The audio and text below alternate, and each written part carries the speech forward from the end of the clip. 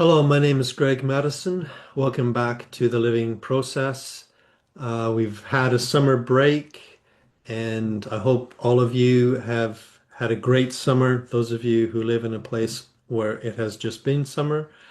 Some of you are lucky enough to be going into summer, but here in the UK, we're going into autumn, and it has really come with a bang. But also, it has its own charms, and yeah, at least today I'm not dreading it. I was really fortunate to have today a guest, Allan Rohlfs. Allan is very well known in the focusing community from many years ago, from its sort of beginnings, way back when changes groups were forming and Jean was first teaching about focusing. Allan also is a longtime member of the Nonviolent Communications community and knew Jean and Marshall Rosenberg both very well.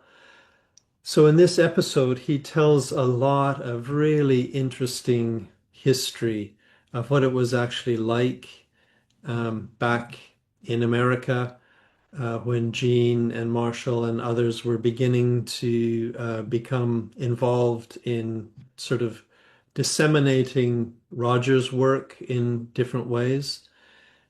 He also talks a lot about his new book and the importance, the pivotal place actually of empathic listening to him. And his new book is called When I Listen, People Speak and Come Alive. And I'll put a link to that so that people can find it.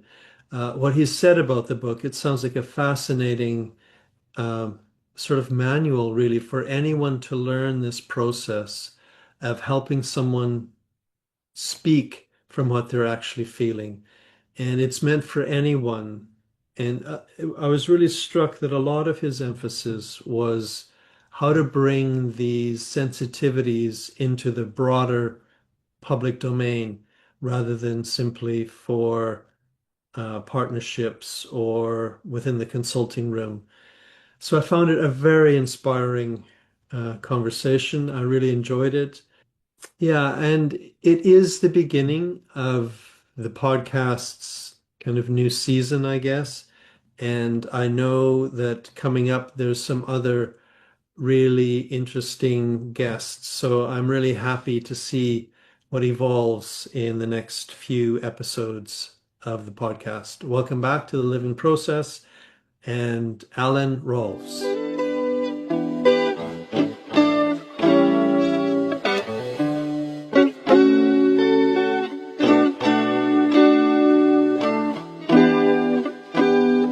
And I'm very happy to say that my guest is Allan Rohlfs.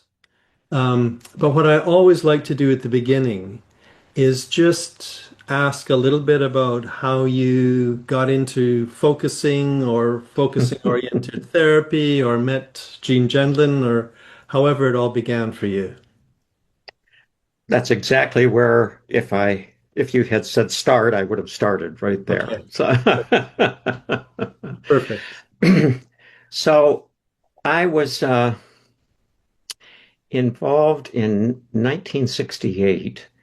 Um I was in a theological seminary and in Chicago, Illinois, and I served my internship in Los Angeles, California, right at the beginning of, or right in the heart of what came to be called the human potential movement, Okay. which was when a lot of new therapies were being born.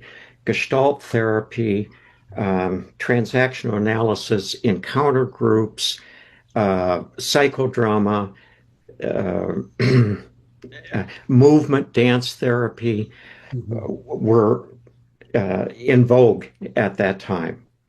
And in my internship from seminary, I was at a church which opened its doors to the counterculture because it was also the heart of the counterculture. And so the counterculture swarmed into our church all day long.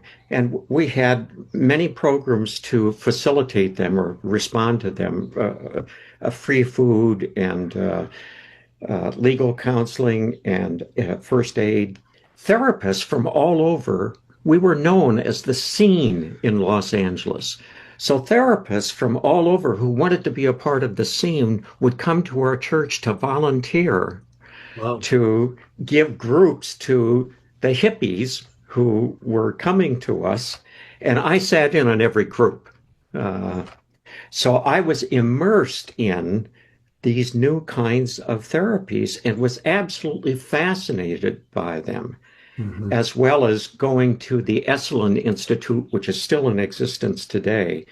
And then there was a counterpart to that in Los Angeles, the Topanga Center for Human Growth. But when I returned to what I found in that was that there was a prohibition to any kind of thinking about what you were doing.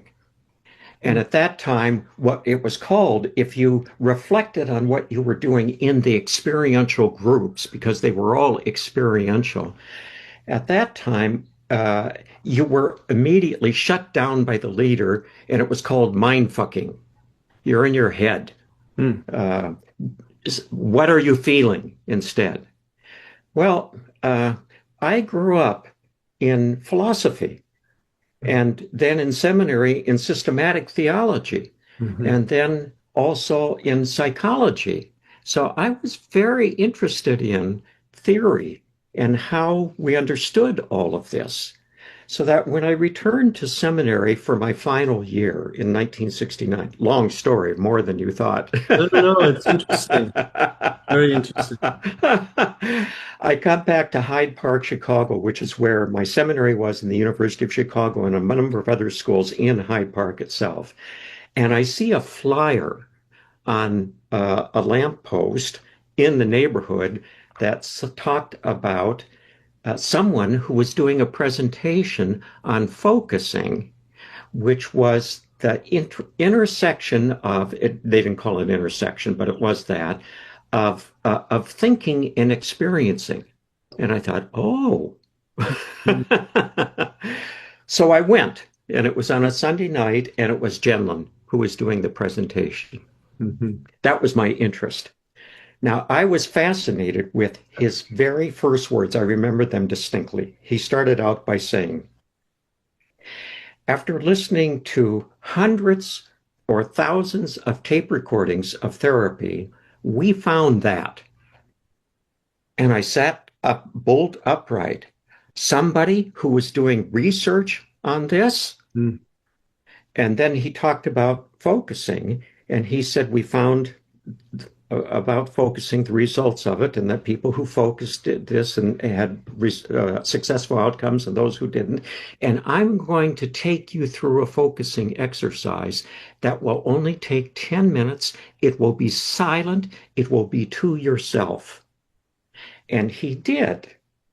And that was the initial instructions in focusing. No one knows what that is anymore. There are old articles which publish that, but that wasn't the 6 steps. The 6 steps came quite some time later.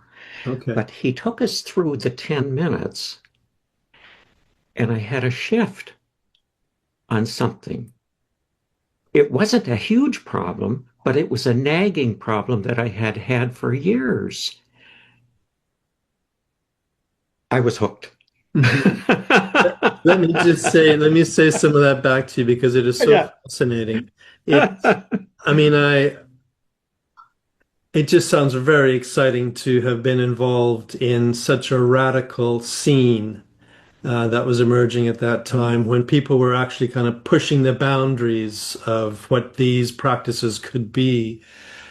And interesting to me that maybe different from a lot of other people who came to focusing just because it gave access to the body.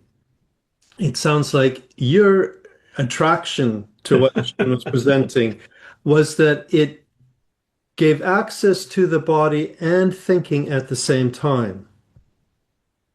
That was what you were looking for. Yes, yes, yes. Somebody who was not afraid of, in fact, embraced Yeah.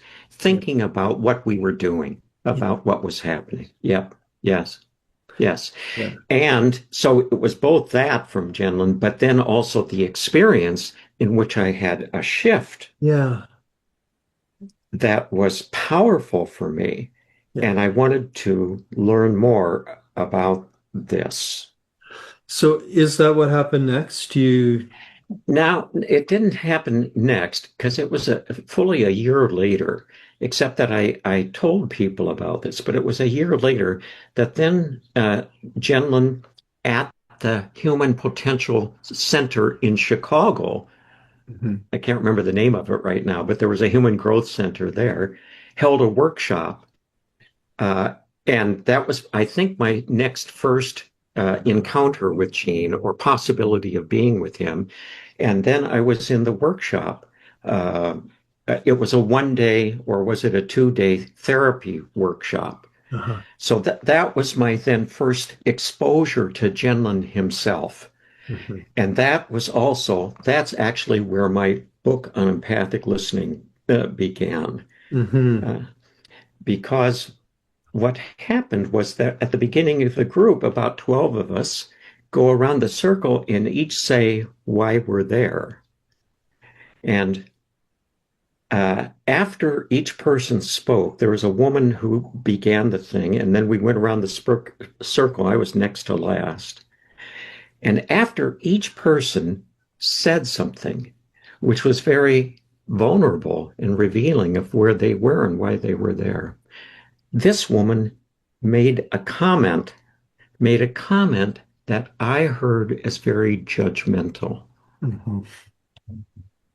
So she would say something like, I don't remember exactly what she said, but she would say something like, and she did this 100% of the time after every person spoke. She'd say something like, well, I don't see why that's such a big deal.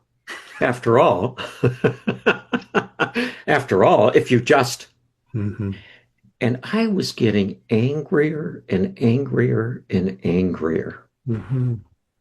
So that when it came around to me, I was in a terrific bind because I didn't know how to say that I was angry without being judgmental of her. Yeah, exactly. So I sat almost mute. And I remember, and I'm kind of bent over like now, and I mumbled something. And I mumbled something what I think is incoherent. And Jean got it. And I did what I just did right now. Mhm. And then I started to sit up a little bit and I said a little more. And then he got that. And then I continued sitting more. And he got that until I had said what was going on with me and I was able to fully participate in the group.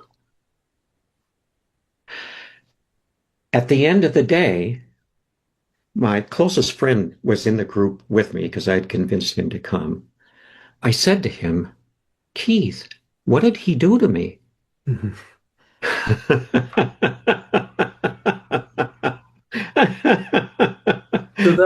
So what Jean was doing in that instance with you, that was quite different than what you had been experiencing. I'd never in my life experienced that before. Okay. Wow. And he got me at the depth that I was saying something and as incoherent and also convoluted that I was saying. It was only a sentence or two, but I just mumbled something Hmm. and he got it.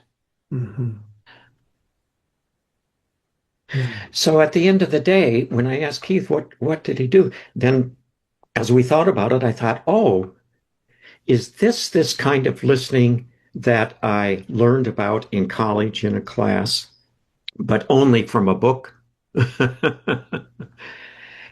And that was my introduction to listening.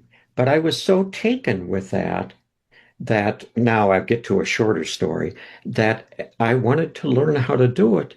And I approached Gendlin after a class at the University of Chicago and asked him, and he remembered me, of course, because I'd been in the workshop. I wasn't in his class. Gene allowed anybody to come to his classes. And I asked him if he would teach me. And he said, yes. He said, come on over to my house. And I went over to his house and I sat on the floor of his living room, no furniture, only a desk. There's only one and a rug in the living room on South Cole Street. And he said, I've been trying to figure out how to teach this for a long time. And he got out a bunch of notes and he started to talk to me about it. And I'm sitting there taking notes. And then at the end of that time, he said, I want a copy of your notes.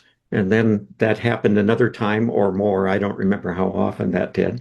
And that turned into the listening manual, which is chapter 11 of the Focusing book.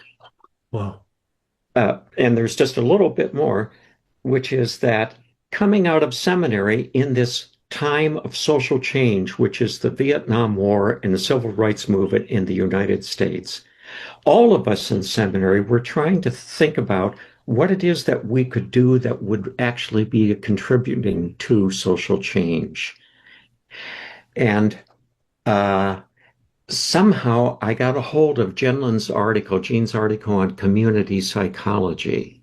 Not many people know about it. It's just a 8-page article, 6-page, something like that, in which he says that there are widespread studies on mental health, one in Oakland, that says about half of the population are in need of psychological help. And there's another one in Manhattan that says 80% of the population are in need of a psychological help. And Gendlin says, obviously, we don't have enough professionals to deal with this. But there are certain identifiable sub-processes of therapy which can easily be taught and learned that everyone can do, such that when they would do them, it makes that available to the general population. And I thought, combined with my experience of him in the workshop, the day-long workshop, I thought, aha, that's what I can do. That's very interesting. So you met Gene when he was still trying to find a way to teach sort of what it was that was helpful that he was offering, and not it coincidentally or whatever, it was also what felt most important to you. Yes, yes, yes, yes. And I thought, aha, here is something that I could do. I can learn this and I can teach it and I can disseminate it. So that's what it was. Now, there's still one little more part to this, is that coincidental at that time, 6 of Gendlin's students at the University of Chicago, graduate students, had the same question as I did. What can psychology offer that would be social change? And those 6 students, and I can tell you all of their names, all women, by the way, decided that what they could do was keep people out of mental hospitals. And they could do that by identifying people who were on the street, who at that time were called heavy people. That was the jargon of the day. Heavy meaning that a lot is going on with them. But it's the hippie term for a mental problem. And they would find them in the neighborhood and they would listen to them as the way of seeing if they could keep people out of mental hospitals. And then they would gather once a week on Sunday nights for a potluck and support each other in that process. Hmm. And quickly, that Sunday night meeting of supporting each other was open to they decided to have it open to everyone. Mm-hmm. And we moved to a church to do that, and including inviting the people who were the heavy people to come in, and everyone learned how to listen so that there would be an instruction in how to listen, and we would all break down into groups of about 6 people or so and go around the circle and do a round robin in listening. And that group is called Changes. Uh-huh. Kathy McGuire was a part. Kathy was a part of that. She was a part of the original group. That's how I met Kathy, as a matter of fact. Yeah. So that kind of completes the story of how I entered into the whole thing, because I had the experience, and then it was Gendlin's class or paper on community psychology, and his teaching me, and then being supported by this community of changes. Yeah. That would meet, and yeah. It's really interesting to me because, I mean, it sounds like initially it was almost like a listening outreach. Yes, yes, yes. Uh-huh. And it's interesting to me that a lot of people that come to Gene's work Mm-hmm. who are counselors or psychologists or whatever, Mm-hmm. Mm-hmm. they're looking for a way to maybe understand change, to make their own practice more effective, to help clients more, whatever. But what I hear in your story, I mean, that may be true for you as well, but what I hear you emphasizing at least is this much broader Mm-hmm. kind of that there's something about Gene's work, and I think if we go on to some of your other influences, maybe some of the other work that you've done that has a much broader social view. It's not purely so-called clinical. Oh, yes, absolutely. Right. The concept of disseminating this from Gene's article on community of psychology Yeah. and making it available to everyone Yeah. was and still is very powerful for me, such that in December, I finally, after years and years and years, wrote a book on empathic listening, which was exactly for that purpose. Okay.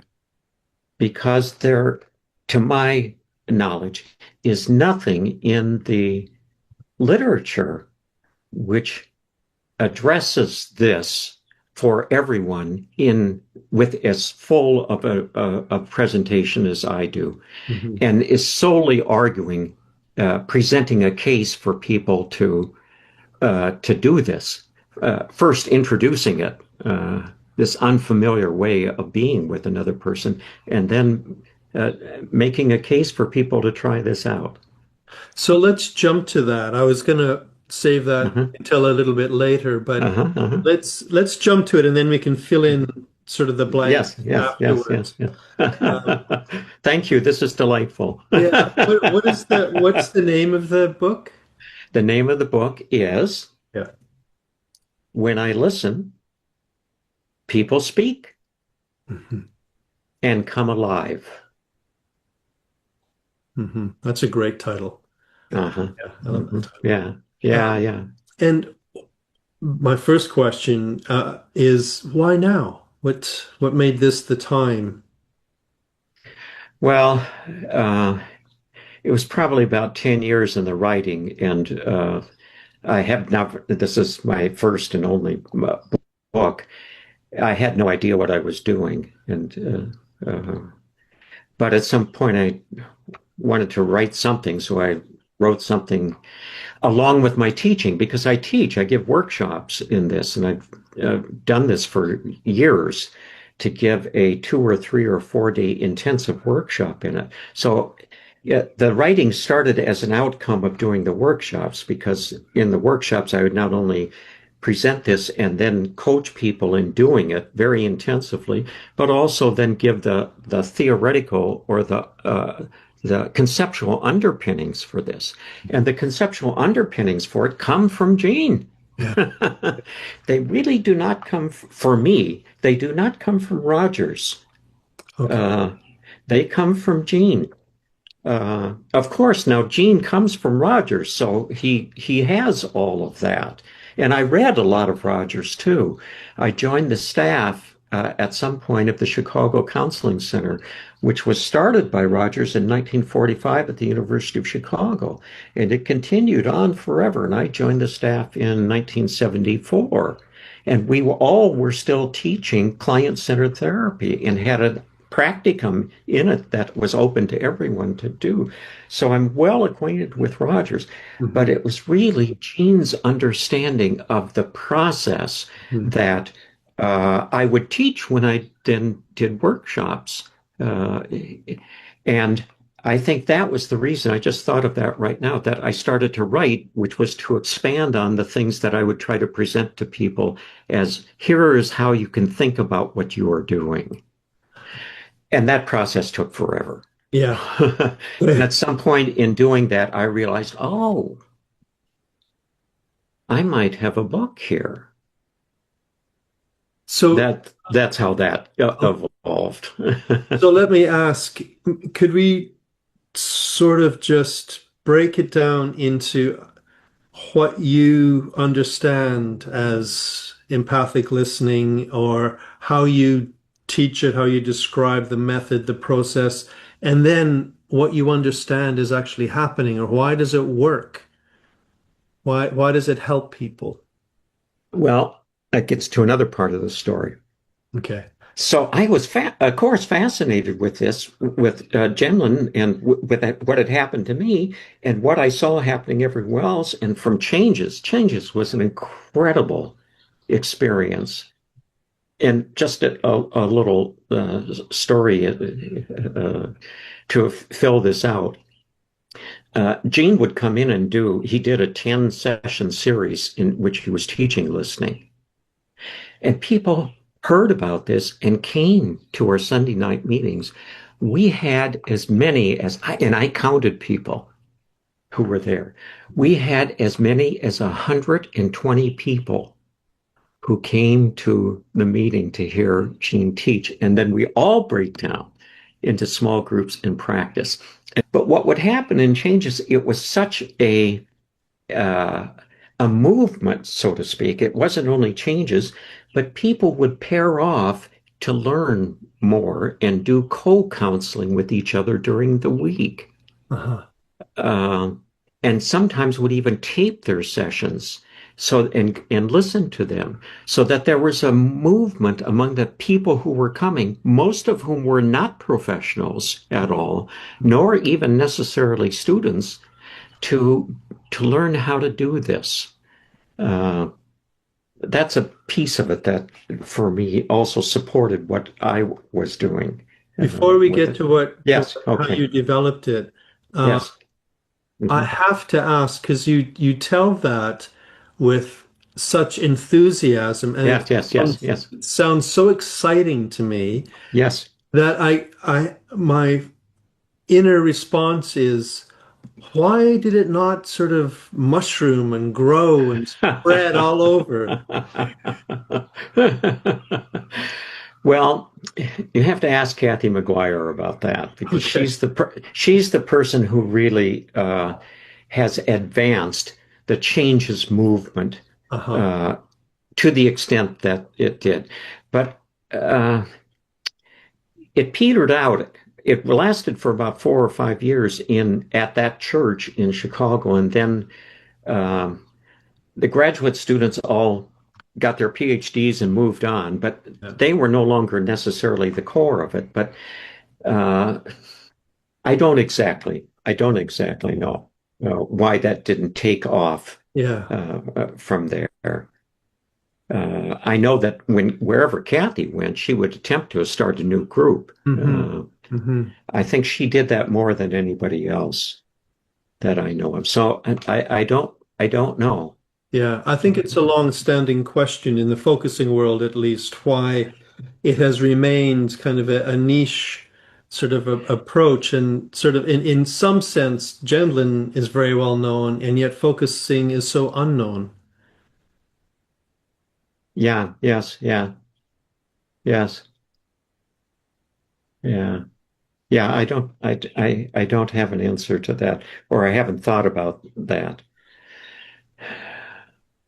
of why it didn't take more than it has. Yeah, more than it. That's what you're saying. Yeah, That's the it. question you're posing there. Yeah, but out of that sort of fertile ground, Uh-huh. you Right. continued to develop things, and I'm curious of what you developed in terms of empathic listening.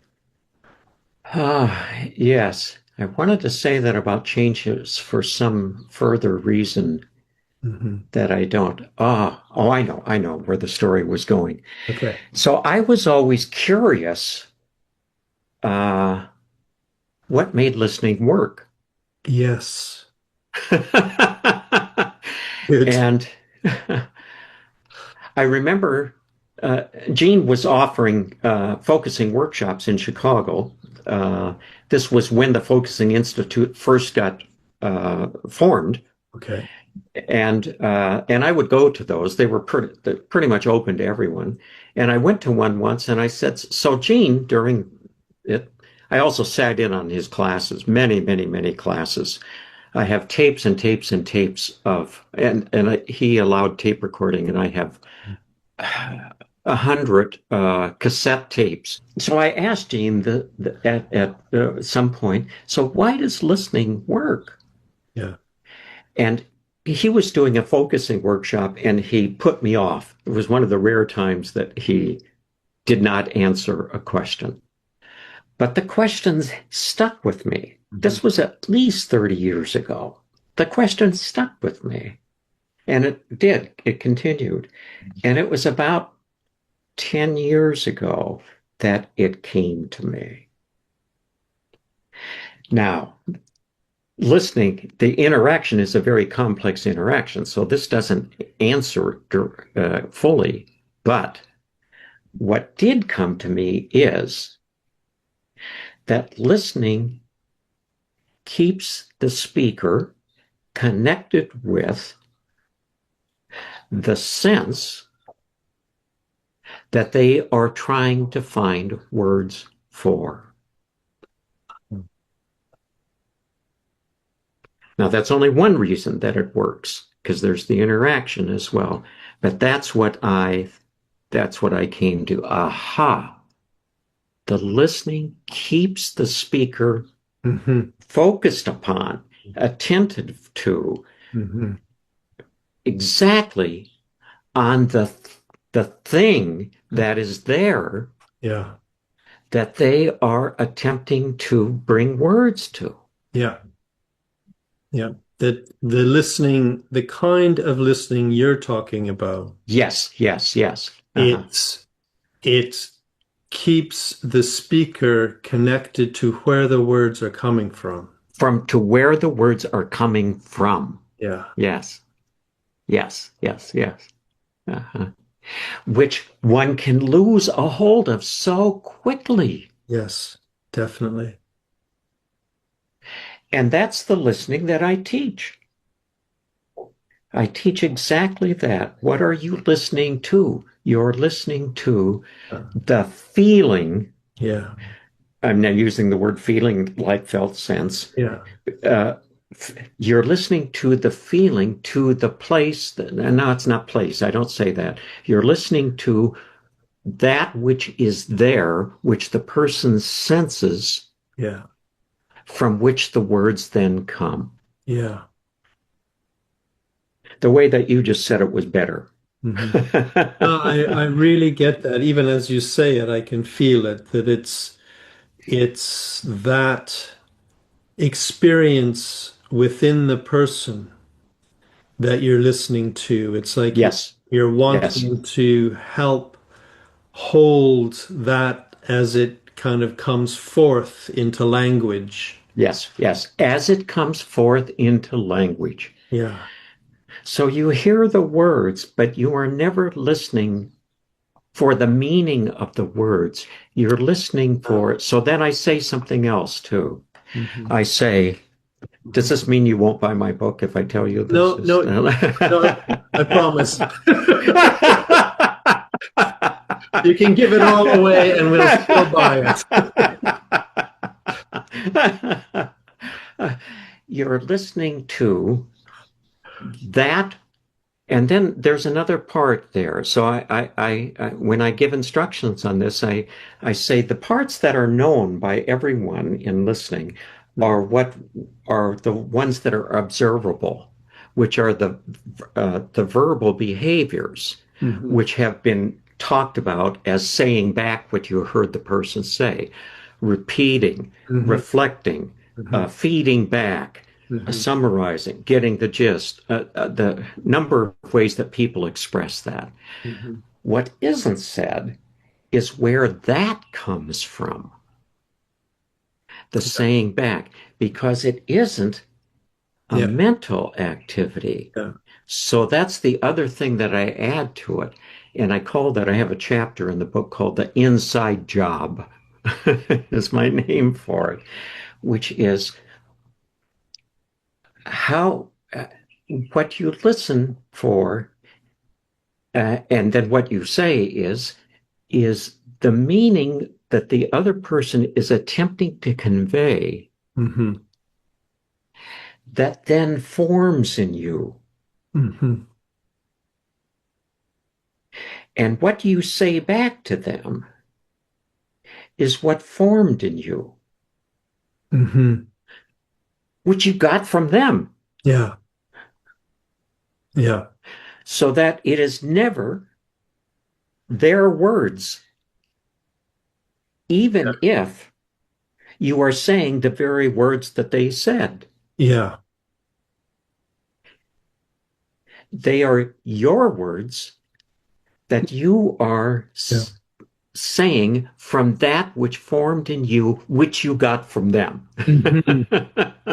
Yeah. Okay, that is a really nice way to say it. I mean, what you're saying sounds really familiar to me from Yeah, Jean's work, yeah, but yeah. Uh-huh. the way you're saying it now, I've never said it or heard it that way. But it really, let me see if I can say it back to you. Yes, yes, yes, please, Um, please. that the speaker, you're not listening and trying to figure out the meaning of their words. Right. Absolutely not. Uh-huh. No, you are really listening to the feeling that is in them trying to be expressed. And what you mean by listening to that feeling is you're allowing your body to get a feeling in response to that feeling. And the words you say back to the person come from your feeling, not from their words. That's right. Yeah. That's right. Uh-huh. Yeah. Yeah, that makes Yes. sense to me. Yes. But I like the way you say it because it really does become a kind of a feeling to feeling sort of interaction. Yes. Yes. Yes. Yeah. Yes. That, I mean, the key thing in there is, for me, of that is, well, where did I get this? Hmm. That I'm saying back to them. Oh, I got it from you, from the speaker. Yeah. I didn't get it from thinking about it. I got this from you. Yeah. So that, I mean, one of the things that's remarkable and that I just pay attention to, or I try to do what I learned from Gene too, is that I try to be reflexive, which is that I try to both do it and also immediately point to what has just gone on. Hmm. That's what I mean by reflexive. Hmm. Uh, uh, so that I point out that even as the person is speaking, you, just as you're doing right now, Yeah, exactly. Yeah. it's starting Yeah. to, Yeah.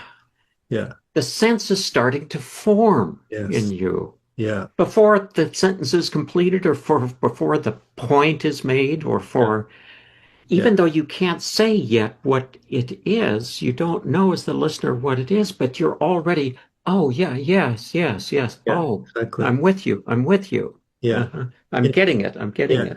it. That's so interesting. It's as it's forming in the speaker, it is also Hmm. forming in the listener.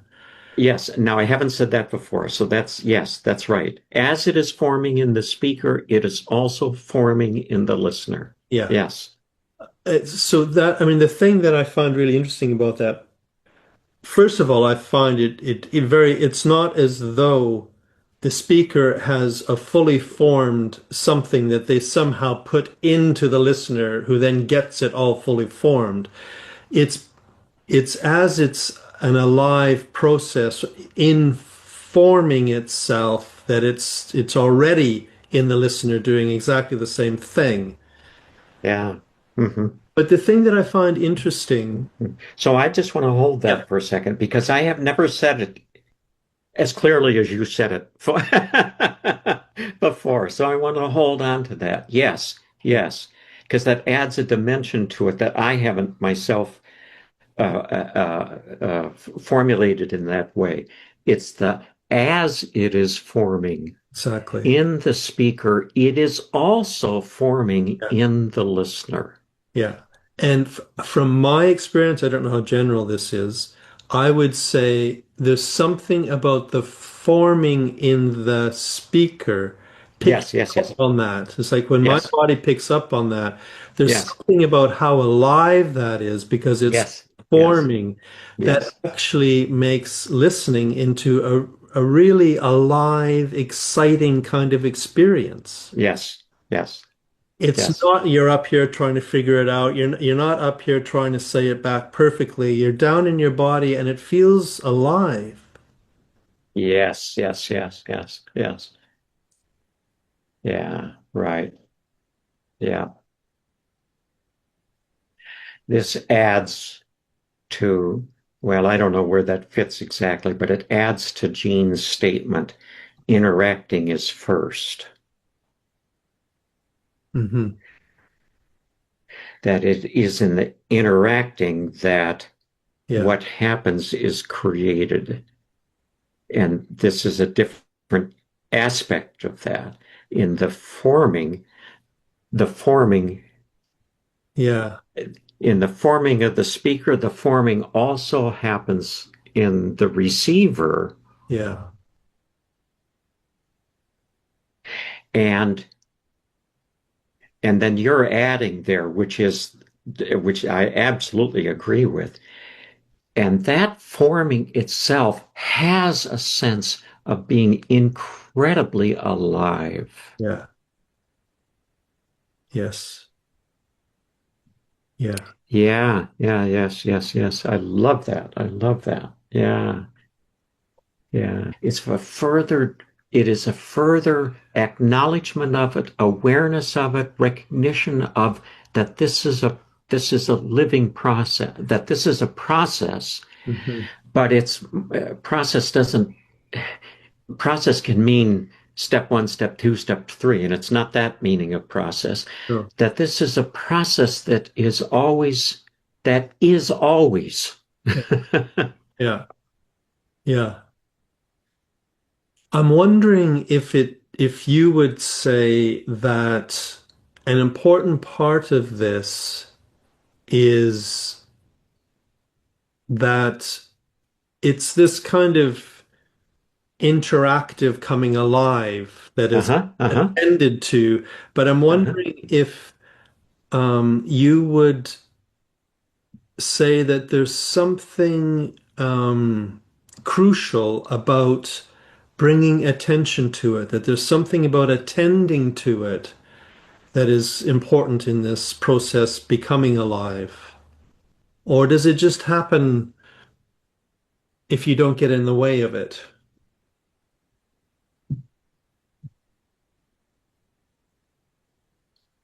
Well, I love the question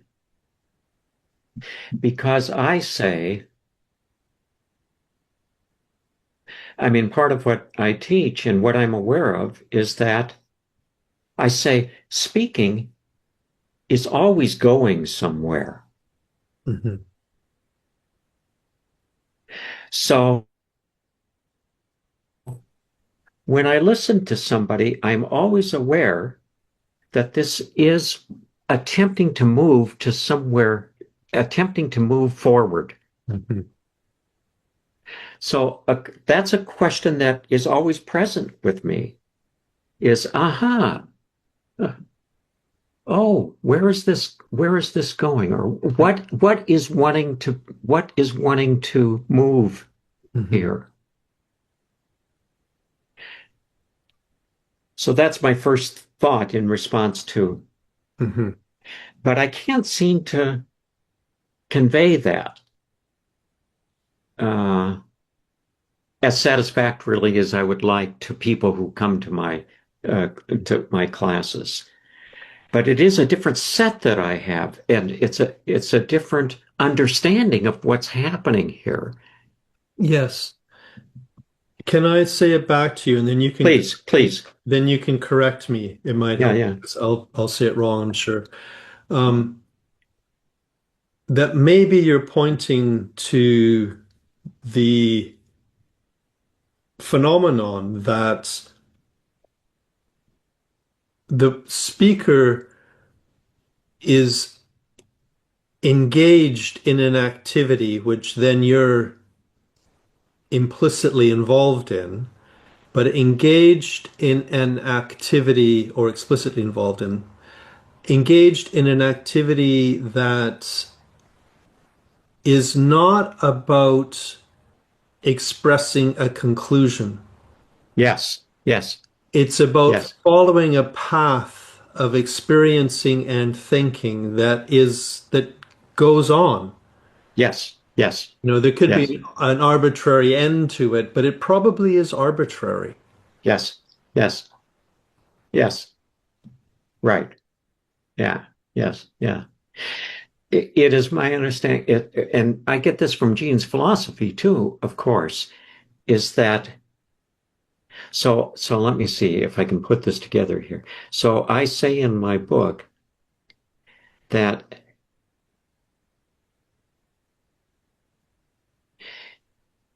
empathic listening is the interacting which moves forward, which moves the living forward that was intended in the speaking. Hmm.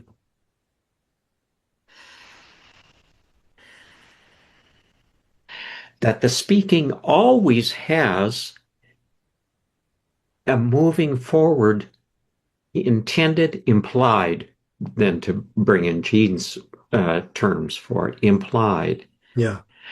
Now, whether it carries forward, and I use the term living forward, I'd have to think a little bit about why I use that instead of carrying forward. Uh, whether or not it carries forward, moves forward, Yeah. depends upon the interacting. Yes. Yeah. Yeah. You would have to be a very robust speaker to Yes, persevere. yes, yeah. Right, right. Shut up. Yeah. Yeah. Let me Exactly. just talk here. Exactly. Exactly. Yeah, Exactly. don't say Or, that. Or you have to be incredibly in touch with what you're doing to say, no, no, not that. yeah. Yeah. Well, that might be true. That might be true, but no, not that. Yeah. Exactly. Exactly. You really need to be safeguarding it in some way so you can Yeah. keep going Yes. back to it. Right, right, And right. on that note, my understanding is that your book is made for anyone. Yes, yes, yes, yeah. That's the intention. Okay, so your hope potentially is that the general public might learn this process. Is that right? Yeah, yes, yeah, Okay. right. So I'm curious, how do you see that happening? Do you think, you know, because I mean, Yeah. partly I Mhm. say that, in practical terms, like large Yeah, teaching things or people reading the book, and that might be enough for them to get together and practice. That's one side of it. The other side yeah. is that there's so much speaking out in public by people who don't know anything about a process like this that immediately kind of is captured by cliche or repetition, and it's a way of speaking that Oh, you know uh-huh. seems like it's almost like a closed loop. It doesn't have a carrying forward that opens up in some way. Yes, Yeah. yes, yes. So I also say that the kind of thing that I am teaching Yeah. is for a very specific kind of interaction. Okay. But it is a kind of interaction that may encounter several times a day. Yeah. And that's the kind of interaction in which you have the sense Hmm. from the speaker Hmm. that those words are not, I'll just use this word at this moment, Yeah. that's not exactly correct, are not exhausting Hmm. what they are saying. Hmm. So I use funny language here and I say that you have the sense that the speaker is experiencing a lot, Hmm.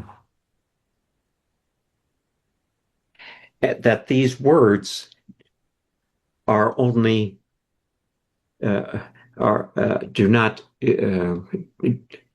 exhaust it, do not complete it, do not capture it. Hmm. Hmm. That you have that sense, Hmm. and that is when this kind of responding Yeah. is, I am asserting, is the only responding that moves the speaking forward. Yeah. So that's the occasion for it. It isn't the loop that you're Yeah. talking about. It isn't what has already been rehearsed that Yes. a speaker, it isn't asking somebody, and it isn't chit chat, Yeah. conversation, except that it can happen in conversation where suddenly the person says something Hmm. and you hear and you get the way that I try to teach it. I don't know if this makes sense or not, but the way I try to teach it is that you're listening and they're talking back and forth, and suddenly you ooh. Yeah. Yeah. What was that? There's an ouch, or not exactly an ouch, but there's a in the listener there's a oh Yeah. there, where suddenly it changes. And I give a lot of examples in that in the book, but it happens all the time Yeah. with it might be, well, how are you? Well, I'm fine. How's your kids? How's your wife? Well, they're doing fine. Jeremy's in school and he's doing well. And with Lisa, I don't know what to do. Ooh. That's what I try to teach is that those are the occasions. Yeah. Yeah. Yeah. I really like that because there's something about teaching it like that where you're putting it out in the context of daily life. Yes, yes, yes, And you're yes, saying this is how to notice when this moment has arisen. yes, yes. Yeah, Yeah, that's good. yeah, yeah, yeah. And it can even be in without words. It can be, well, how are you? Yeah. Yeah, that's enough, definitely. Oh, there's something there. Yeah, yeah, yeah. Yeah. Do you have other examples?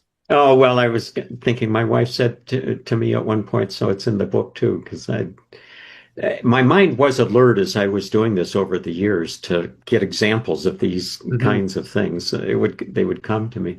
She said, my mother was really my mother pretty much on her own raised 5 kids.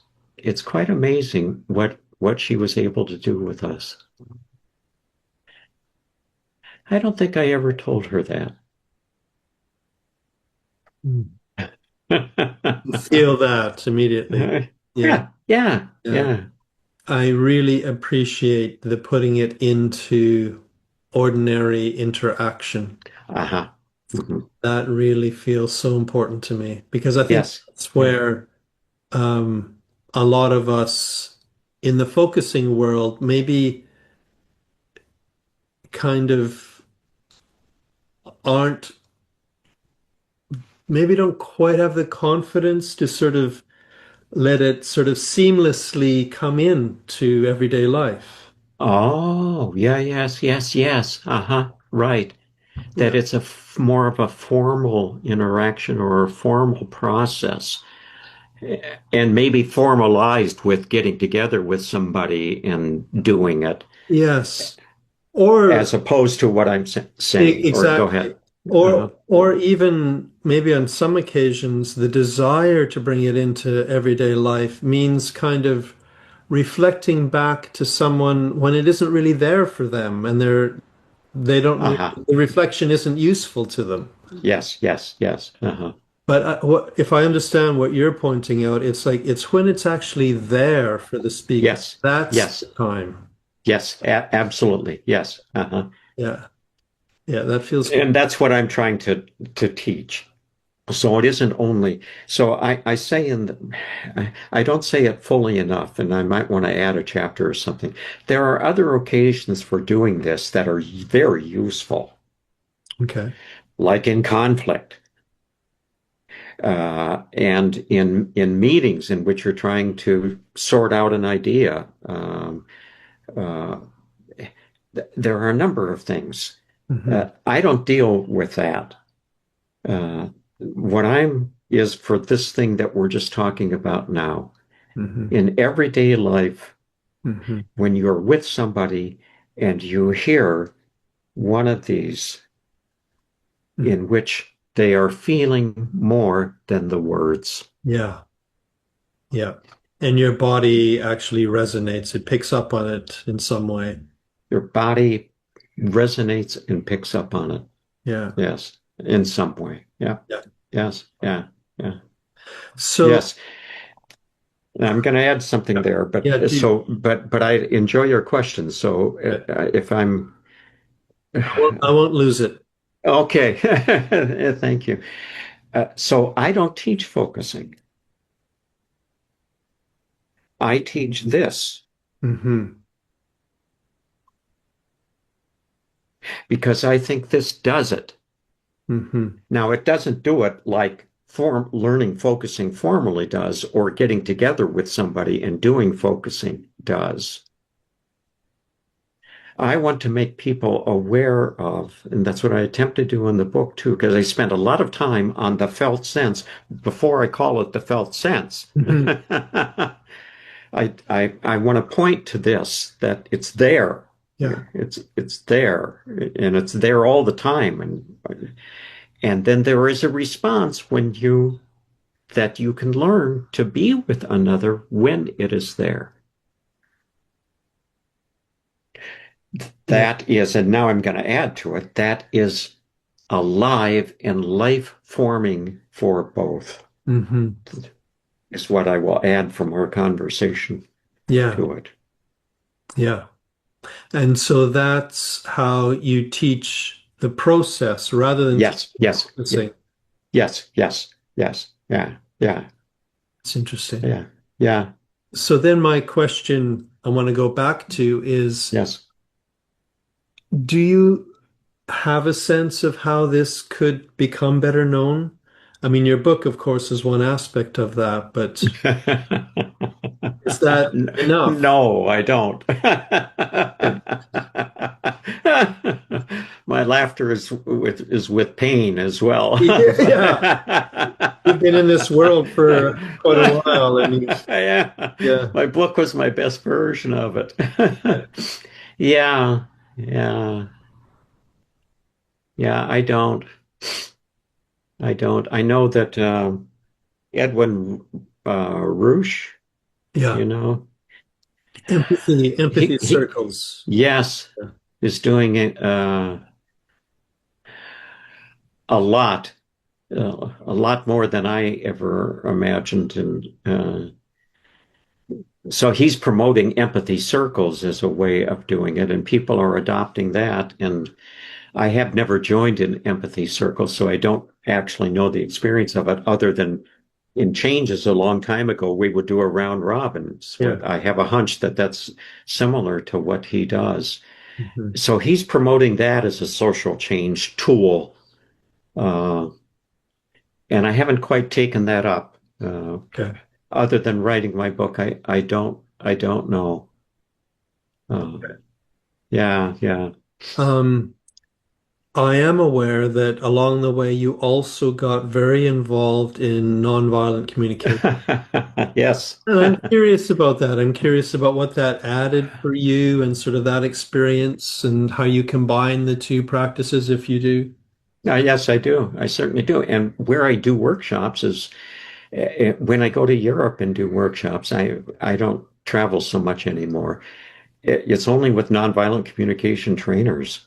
Okay. Uh, so Marshall Rosenberg was a student of Carl Rogers, the developer of nonviolent communication, Yeah. at a different time than Gene was. Gene was a student of Rogers at the University of Chicago from 1950 to 57, when Rogers was there, and then Rogers left and went to the University of Wisconsin. And Marshall was in the graduate school at the University of Wisconsin under Rogers. Okay. And that's how he got introduced to empathy. So that there's that commonality. Hmm. Um, uh, so that initial experience that I told you about of being in the group and my being so angry at the one woman, Hmm. I came out of that with two directions. One was, what did he do to me? And the other one was, how could I say to this woman what I was experiencing without doing to her Yeah, exactly. what I saw her doing to everyone else? Yeah. And that sent me looking in the other direction. And the short story of that is at some point, not too long of a point, I came across Marshall's work. First, Thomas Gordon's work, because he addresses that. Do you know Thomas Gordon? No, I don't. No. Oh, parent effectiveness training. Okay, I've heard of that. Yes, I didn't. Yes, yes. Gordon was a student of Rogers Okay. at Ohio State. Okay. Rogers first went to Ohio State in 1940 to 45, and then the chancellor or provost, I don't know what those titles are, at the University of Chicago asked him to come to the University of Chicago and teach there as well as form counseling center there. And Gordon was a student of Rogers at Ohio State and then went to the University of Chicago. I don't know if he had completed his PhD, but I know he was also a part of the counseling center and a part of the faculty at the University of Chicago. But Gordon, at some point, realized the same thing as me, which is, so I know how to listen, but what if I'm pissed off at you? Hmm. What do I do then? Hmm. How do I do this? Hmm. So Gordon was the first one who developed, if you ever have the understanding or you come across the idea of I messages, that's Gordon's contribution. He was the first one to name this thing called I messages, which is how to speak without blame. Yeah. So I came across Gordon and I went to his training and learned how to do PET. And that was in February of 1972. And then later in the year, I came across Marshall's work and met Marshall. And then in March of 1973, I took a workshop with Marshall. And his was even more exhaustive than Gordon's was. So that fit the thing there for how could I talk to this woman Yeah. in a way which was without blame, which was fully disclosing of where I was. And that's how I got hooked on Marshall. Can I just And say back to you what go ahead. the way you're talking Mhm. about at least the initial interest, it sounds like almost you appreciated the experience of being able to listen to people so that they could actually express themselves. And then you needed to go to the other side of how can you express yourself so people can hear you. So people can hear me. Yeah. Right. Yes. Yes. And Marshall had a way, and this was what the hook really was when I went into my first workshop Yeah. with him, of identifying the judgment that I was having of the other person. You are a jerk. You are rude. Lady, excuse me, you're about the most judgmental person I've ever met. Yeah. If I had just spoken. Yeah. Yeah. If I had blurted it out or Yeah. something. And I wasn't going to do that because I knew that that's what my initial tie-up was, is what do I say? What do Yeah. I say? Yeah. Yeah. I am furious. I am furious and I don't know what to say. Yeah. And I shouldn't be furious because I'm a good person. That was part of the convolution Okay. that I had in that very thing that Gene got. uh, uh, so Marshall gave me a way to identify the judgment and to separate the judgment from what actually happened, which he called an observation. What did they say? And what do I think about that? So from the name calling, what did they actually say? And that separation itself gave me gave me a sense of freedom that I did not experience when all that I am aware of is the judgment. Yeah. Oh, she said to so and so, I'm doing it now for the first time because I haven't done it with that person. She said so and so. She said, I don't like her, or whatever she said. But, that's not such a big deal. And the judgment I am having about that is that she is, I don't know, insensitive, rude, Mhm. something like that. Oh, that's what's going on.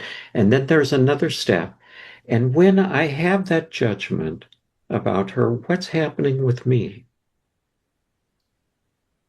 That's the process that I started to get with Marshall. And that was a freeing process.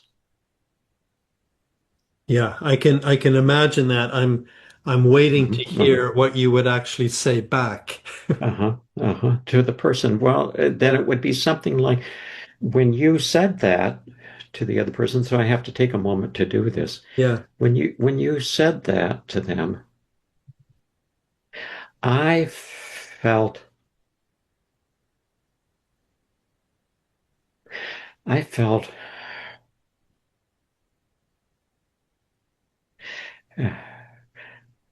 I was both worried and I was felt very sad because,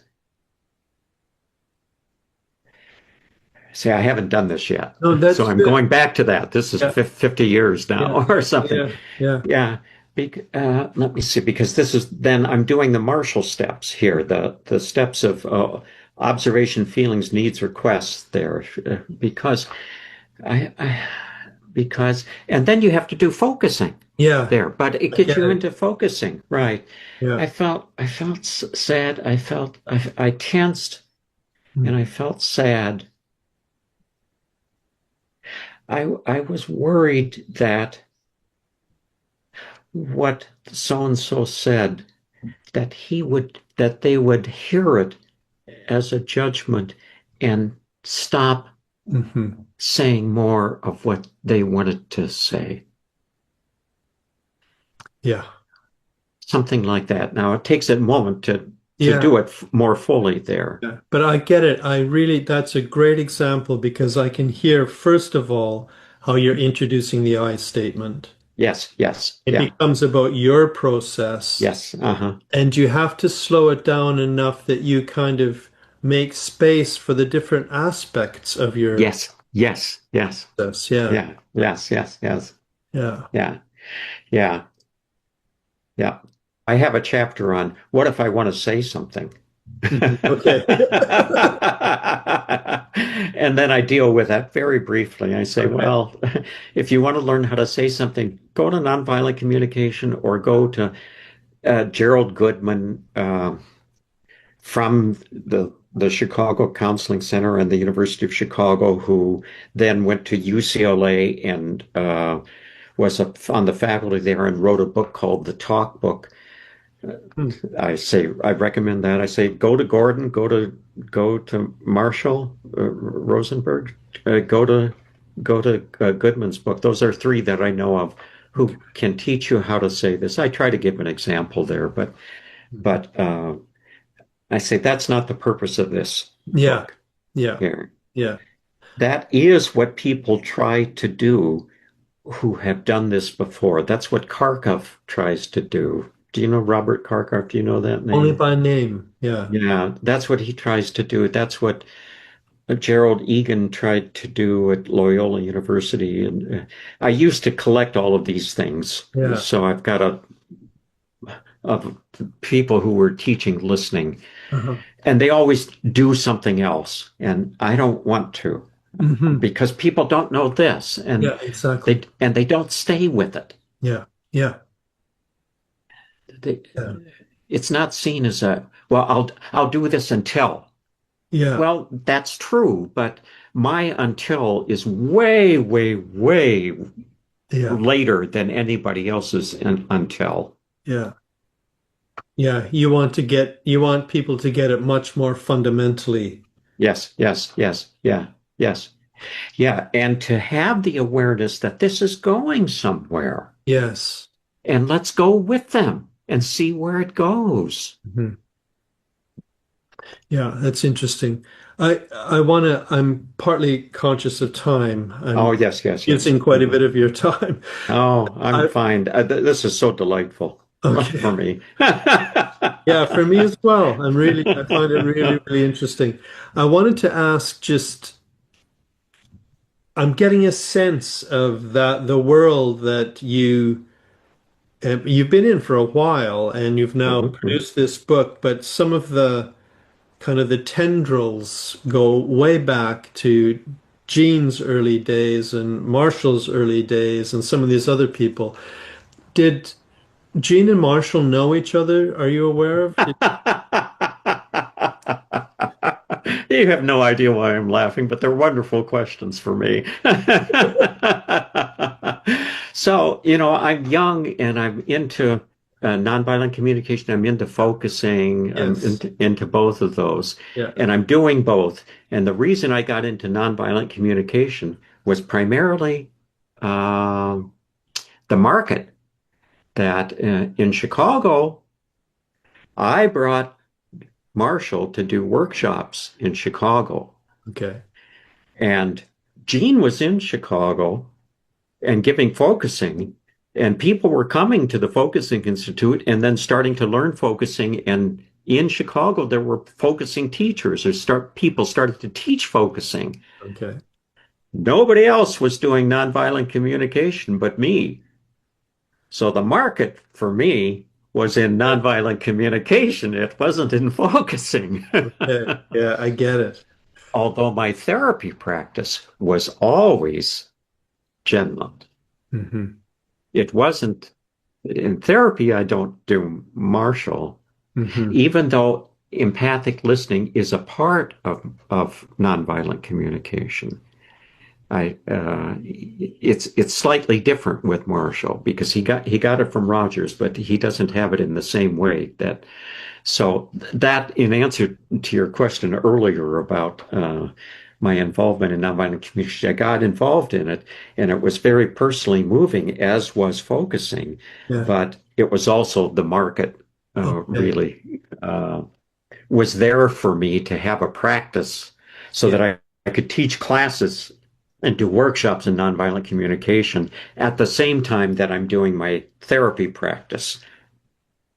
So, because you were there Yeah, yeah, yes, in yes. both worlds, Oh, yes, did yes, you yes. become a bridge? Did you try to get Well, people yeah, to, yes, yes. So, I talk with Gene a lot. yeah, I had a lot of contact with Gendlin. I had this wonderful experience because I would go to his classes and workshops and meet with him, and he would come to changes. And then there was a time that he moved from Hyde Park to Evanston. Uh, can't remember what the occasion for that was. And I wanted as much contact with Gene as I could get. Yeah. So that I offered, and Evanston is 13 miles away from Hyde Park. And he didn't have a car, so he'd take public transportation from his apartment to his classes. And I said, Gene, I'll give you a ride. So I would go to Evanston and pick him up and take him down to the University of Chicago to his classes.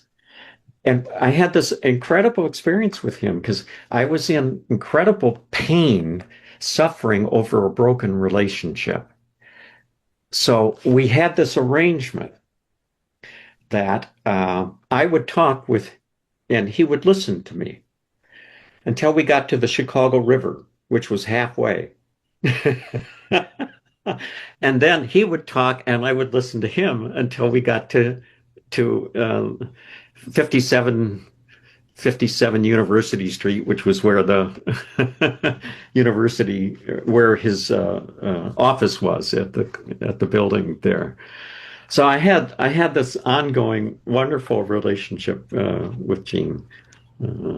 But Yeah. so I would talk with Gene frequently, and then I would tell him about Marshall. Yeah. And then Marshall would come into town, and he would stay at my apartment because I was sponsoring the workshops or hosting the workshops. And then I would talk to Marshall about Gendlin or so. And at one point, they were both involved in the University of Wisconsin at a huge mental health research project sponsored by the National Institute of Mental Health that Rogers got the grant for, studying psychotherapy with schizophrenics at Mendota State Hospital. And Gene was the administrator of that project, and Marshall was one of the therapists in that. Oh, wow.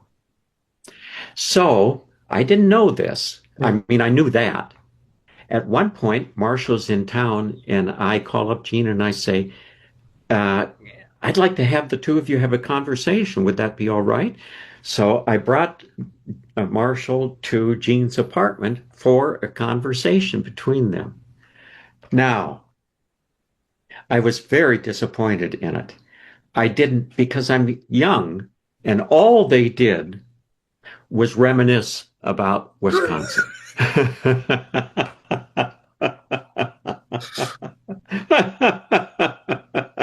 And I wanted them, I mean, if I had it now, of course, I would say, excuse me, Marshall, would you tell Gene what your work is? And Gene, would you tell Marshall what your work is? Yeah.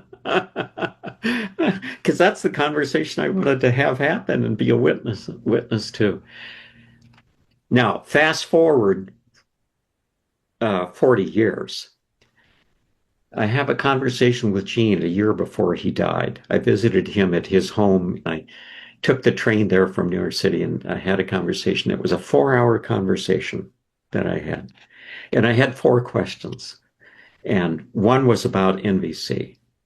So, and apparently at that time, I had never actually explained what NVC was to Marshall. To Gene.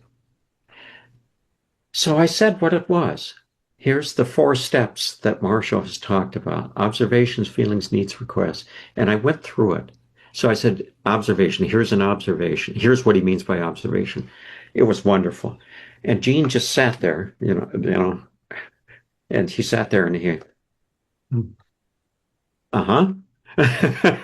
After about 2 minutes or so. It was the fastest I've ever taught anybody observations, feelings, needs, requests. And here's what a feeling is for Marshall. About 2 minutes or so, and then he'd say, uh-huh. And then he told me that he had never met Marshall in Wisconsin. That the only time he ever met Marshall was when we got together for that conversation in Chicago at his apartment. So they were on the same project, but it was a huge project, and Gene was in charge of it. But Marshall was an ancillary.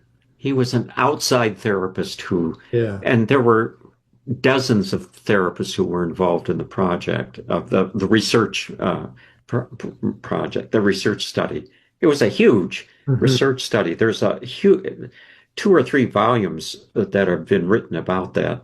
Yeah. So that's my. They never talked. Other than that, when they were reminiscing about Wisconsin, it was about not their experience with each other, but about Madison being in Wisconsin. It's so interesting that they they were, I mean, apart from that, they were also a little bit later kind of developing such complementary practices and even in the same geographical area sometimes, and there just wasn't this cross-fertilization. The one thing I remember from that with Gendlin, when I presented it to him, when I got to requests, he says, "Oh, that's the piece that is missing for us in focusing." I do remember Gene saying that. Yeah. A request is what is the who do you want to do what? That's the fourth step in Marshall's process. Who do you want to do what? Given what you've said, given the uh, self-disclosure here. Now, who do you want to do what, which would make your life better, or not? That would meet your need. And who do you want to do what? And that's a very specific thing with Marshall. But when I told that to Gene, he says that what I just said to you. He Yeah. says, "Oh, that's the missing piece. So we don't have an action step." Yeah. Yeah, that's like almost like a relational action. Yes, yes, yes, yes, yes, So yes. in your example of that woman, Mhm, that mhm. poor woman, What would have I wanted her to yeah, do? yes, Yeah. So I would really enjoy it if when you heard the person next to you say what you heard them say, if you would say what you were feeling when you heard that, would you be willing to do that? that's interesting. Yeah.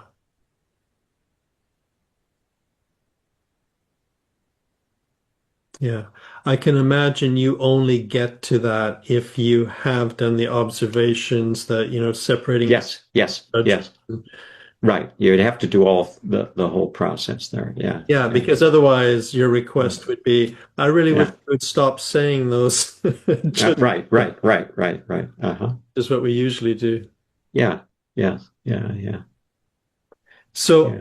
I'm just conscious of the time. You've been very Yes. generous, and I want to just say, I mean, I'll put a link to the book so people can find it, and to your website so people can find you and your teaching and your other work. Um, I'm just wondering if there's anything else that you feel kind of passionate about that you would like to talk about before we wrap it up. Well, I thought that I had thought there are things that I got from Gene that were just precious to me. Yeah. And I would even like all of us in the community to say those things that he didn't necessarily, that aren't written anywhere. So I'll give you an example Yeah. of one. Good. Because that I thought we might get into that, and I was thinking, now what are those things? Because every once in a while they come across to me of here's something I learned from Gene.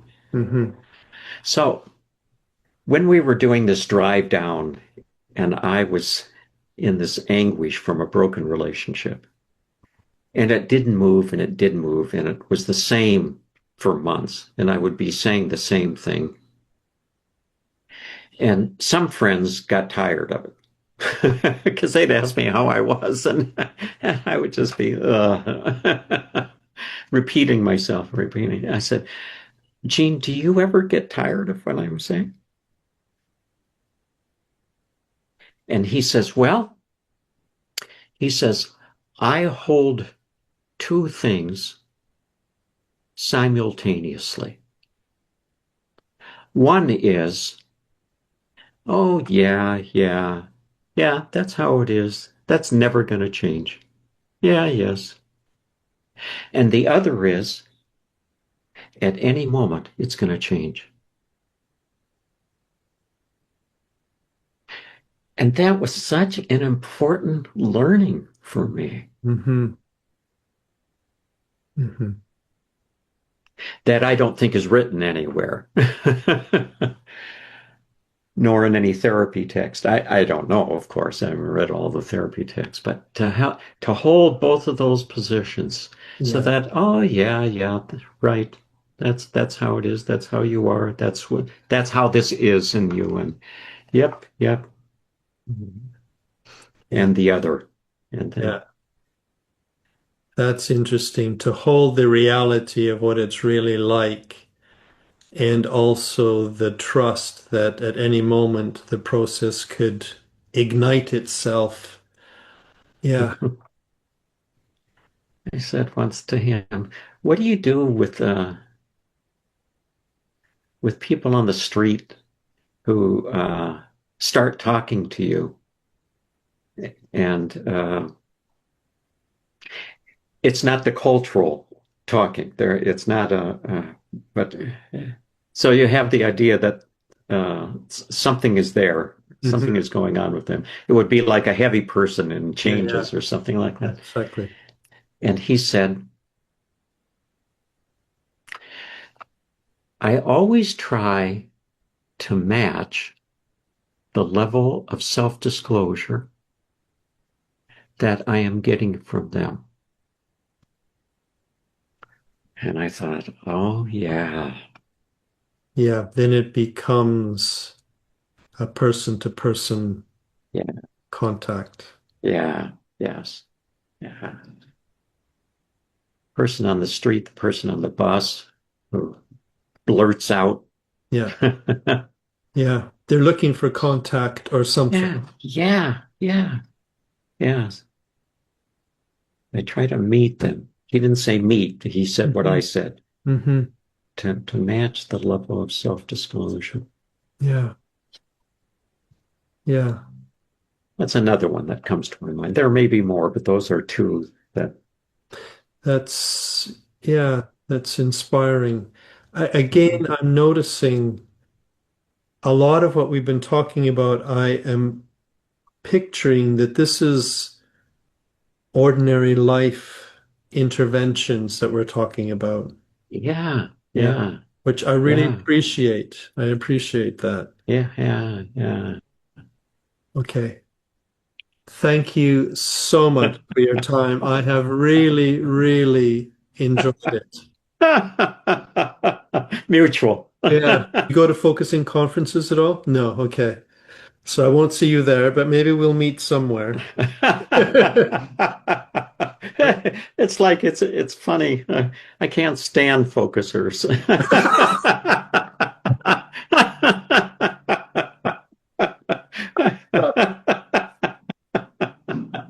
And I'm sorry that I've never gone to the Yeah. conferences because I have all the ones that Nadalu Yeah. Yeah. recorded, and they're just absolutely wonderful. But I can't stand it. And Yeah. Tell me a little more just before we end. What is that? What is it? well, so this is from years ago, Yeah. Yeah. Yeah. because I It's haven't okay. been around. Mhm. It's because everything is. You can't say anything light. You know? There's no joking involved. There's no light stuff. There's no. Okay. It's all. Yeah. Yeah. Yeah. Yes. I had a wonderful teasing relationship with Gendlin, with Gene. you know. He had a great sense of humor. Oh yes, yes, yes. I would always tease him, and he would tease me back. And You've thrown down the gauntlet now yes, for the focusing community right. to lighten Yes, up. right. Lighten up. Because I say to people, it's a difficulty with me, or I get misinterpreted. I rarely pass up the opportunity for a joke or for Yeah. teasing or Yeah. Yeah, I've got a little bit of that in me as well, I have to say. oh, wonderful, wonderful. Yeah, I wish you well and good luck with the book, and I'll make sure that people can find it. Thank you very much. Okay. It's been a pleasure. Likewise. Yeah, have a good day.